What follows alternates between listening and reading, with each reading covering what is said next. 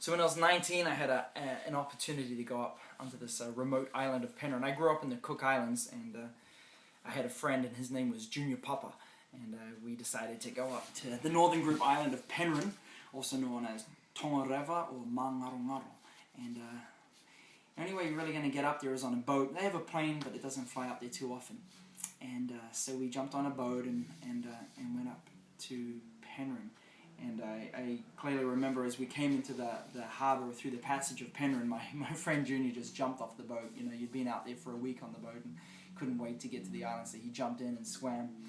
I was new and getting introduced to diving up there, so you know, first time out, meeting all the sharks that Penryn is known for was interesting and kind of a scary experience.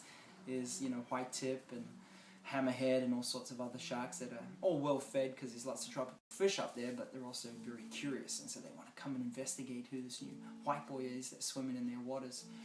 And the island of Penryn is an atoll, so it's a sunken volcano, and the reef is growing up around it, creating this rim.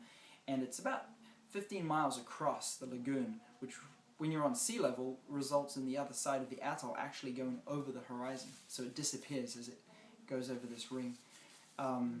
About 250 people living on this island in 2 villages, and Omoka is the main village, and that's where I was staying.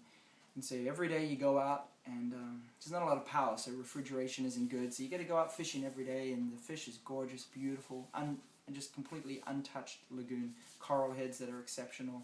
You're sitting 8 degrees south of the equator, so it's very hot, and you could go out fishing and just catch a fish. I thought I was a great fisherman. I could catch a fish real easy with a spare gun. There's so many of them that you choose what you want for breakfast. You choose what you want for dinner. Parrotfish and rainbow runner and tuna. And then during the day, you're out diving all day. 10 hours, 8 hours, just diving, and you're free diving. You got to hold your breath. And so I learned to do that. I became very fit and could hold my breath for over 2 minutes on a dive and get down. Didn't measure it, but as deep as I could, and the deeper you go, the more you find. So we'd get these beautiful oysters, and you come up with about 6 or 8 of them that you collected, and then you got to condition them and you unload them. And sometimes you're getting back from a day's diving really late, and what happens is the sun, as it's going down, it creates a mirrored reflection image across the water, and you don't want to hit the coral heads that are out in the lagoon.